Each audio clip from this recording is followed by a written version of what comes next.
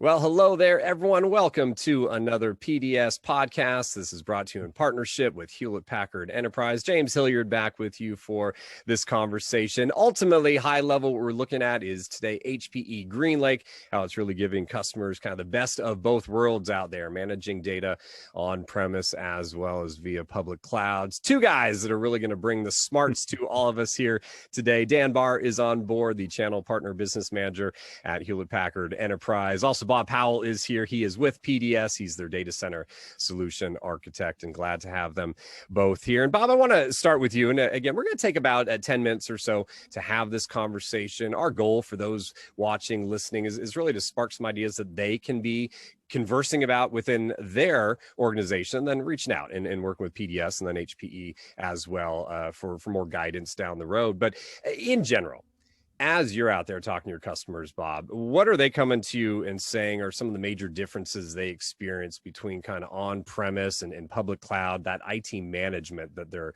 left having to focus on? Yeah, well, so it's interesting. And James, nice to see you today. Hi, Dan. Good to be with you too.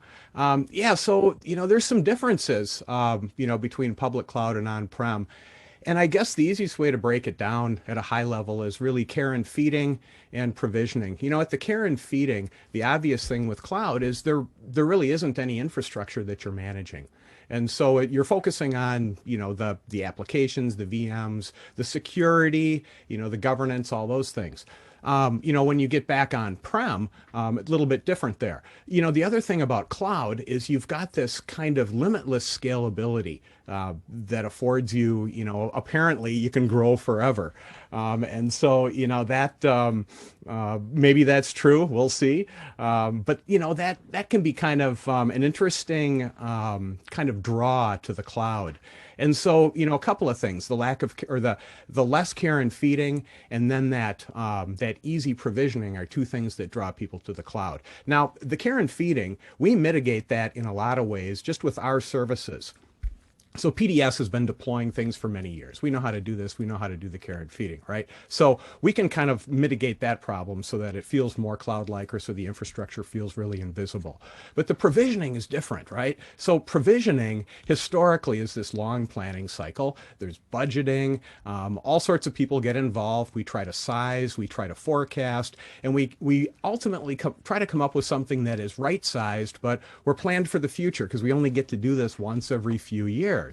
Right. So, that's a challenge. Plus, we're dealing with multiple workloads. And with those workloads, we have to understand the workload well enough to map it to the infrastructure. So we have to become really smart about how that infrastructure is going to work as part of this provisioning process. So what's cool is HPE GreenLake kind of turns that thing around. And it really modernizes the on-site kind of provisioning to the point where we figure out what workload needs to run. We size it for what's there today, and there's some built-in on-site capabilities that you can grow or burst into at any given time. So it really changes the way that, and modernizes the way that provisioning is done, which is the big disparity between cloud and on-prem today. Does that make Right. sense? And Yeah. Dan, just to do real quickly here, the last year saw a lot of teams have those plans that may have been put in place kind of blown out of the water, because all of a sudden there was a whole different type of work style, workloads, and all that. That was something I'm sure, and I know that HPE was watching closely. That interest, that determining kind of which way to go. I've been seeing more sliding towards kind of that hybrid cloud model. Same thing you're seeing? Absolutely, absolutely. It's been a different year in a lot of ways, but everybody's facing it in different ways. The challenges, the cash, the people, the workloads, everything has been, a different year for everybody. But the one thing that we're finding with GreenLake that's really kind of making it a draw or an interest to a lot of customers is how we can help mitigate the risk, and it's as far as that capacity issue. I don't want to be over capacity, underutilized. I don't need to really have all my IT resources opening boxes and doing mundane day-to-day care and feeding. How can you help offload some of those tasks so my people can be directed towards more competitive or advantages to my business and customers? So we're taking those kind of advantages of GreenLake and bringing them to the customer, what we really call the cloud experience versus cloud being a destination. It's really, what do you like about the cloud? It's the economics. I like the bursting capacity. I like some of the metering or the management type of things that are done for me. So we're bringing that cloud experience to the customers with GreenLake. We'll get into a little more detail on GreenLake here in a second, but Bob, if I bounce back to you, obviously teams that come to PDS, they're aware of GreenLake. It's been out in the marketplace for a good while of time, so it shouldn't be anything new to too many folks out there. But there is that decision-making process, and how do you help guide kind of a team through which is going to be best for us? Do we go fully public cloud? Do we stay on-prem? Most people are saying no, we don't do either of those extremes. We're looking for that hybrid, which is really where GreenLake plays. Yeah, well, so it's funny. I mean, I have this, or my wife and I have this saying that the house will tell us what it needs next. And, you know, in the case of people and their IT environments, your data kind of tells you what it's going to need next. And one of the challenges, you know, with the differences between on-premises and in the cloud is sometimes data really restricts your ability to move into that public cloud environment. And it might be because of data sovereignty issues, it might be data security issues, fear of the unknown, or maybe some practical choices too, where because of latency or access speed or things like that, you just have to have the storage close to where the action is. And, you know, when we think about that, I mean, people, yeah, they want to get to cloud because of this ease of provisioning. And there are many good use cases for that.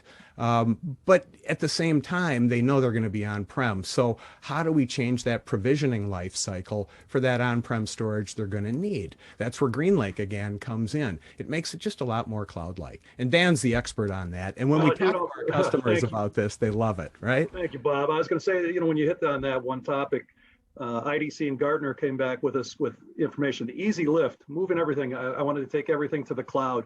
That's an easy one if the data or the apps can go easily there. But like Bob was saying, it's a challenge. And right now, IDC and Gartner are saying about 75% of the data and apps are not easily moved. So they're still residing on premise. So customers are looking at what's my option? I'm on premise or I can't get to the cloud easily. So what are my choices going to be? And that's where GreenLake kind of starts bringing in an alternative. It's not a holy war. Everything has to stay on premise or everything has to go to the cloud. The future, and we've been saying that at HPE, is that it's going to be a hybrid world. It's going to be a mix. So the decision is, where do you direct the workloads? Where is the apps? What makes the most sense financially, work-wise, everything? Well, you just said that word financially, so I want to touch on that ever so briefly. We're not going to deep dive here, but one of the things that folks are dealing with is we're not seeing these huge budget increases for IT these days. If you're seeing it, raise your hand and tell me, and you know, people might be jumping over to go work at that shop. So the difference, that move from the CapEx, which is what we have been doing, to more of this operational expense, that's something also where GreenLake plays in and has value to the business side of the house there, not just the IT, which we've spent some time talking about. Briefly on that, Dan, talk about that and kind of what that promise is and what that has done to free up teams that have been able to deploy GreenLake.